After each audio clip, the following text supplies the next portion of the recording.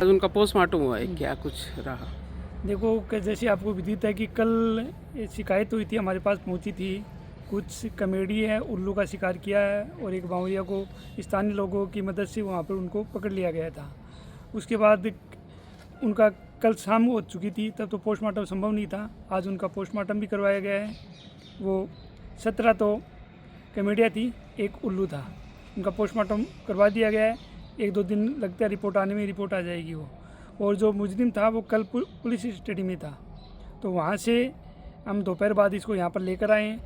तो विभागीय नियमानुसार जो वन संरक्षण अधिनियम 1972 है, उसके तहत यदि ये कमेडी है, उल्लू है, तो इस प्रकार की पक्षियों का यदि कोई शिकार कर लेता है या हत्या कर देता है या उनमें कोई सहयोग करता है, अपने पास रखता है किसी भी प्रकार से, उसके बाद जब कोई जीव मिल जाता है अगले के पास, चाहे उसने हत्या की या नहीं की, मरा हुआ, तो उसी को दोषी माना जाता है कि उसी ने किया है, या वो अपना साक्ष्य प्रस्तुत किया कि मैंने नहीं किया है, यानी हत्या इसी ने किया, इसने इस बात को कबूल भी किया कि मैंने उनको मारा है या उन्होंने इकट्ठा किया कैसे भी।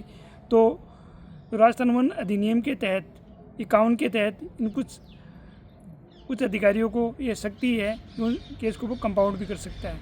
ये 4th शेड्यूल का जानवर है, इसलिए इसको 25,000 तक की राशि यदि ये वहन करता है जुर्माने के रूप में, तब इस केस को कंपाउंड कर दिया जाएगा।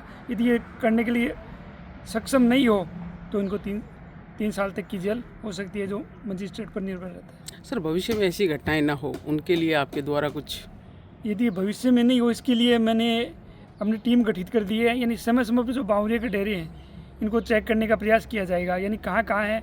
एक तो क्या है, स्थायी लोग रहते हैं वो, उनकी शिकायतें कम आती है, किंतु जो बाहर से अचानक वो डेरा आकर जमा लेता है उनकी शिकायतें रहती हैं। तो मैंने जो हमारे कर्मचारी, मेरे पास सीमित कर्मचारी है 4-5, उनको एरिया विशेष बांट दिया है कि उसमें जाकर जैसे कोई पता लगे या कोई सूचना मिले तो उसकी यानी अंदरूनी जांच की जाए, क्योंकि हम सीधा तो जाना भी मुसाफिर भी नहीं समझते, क्योंकि बहुत सी घटनाएँ हो सकती हैं।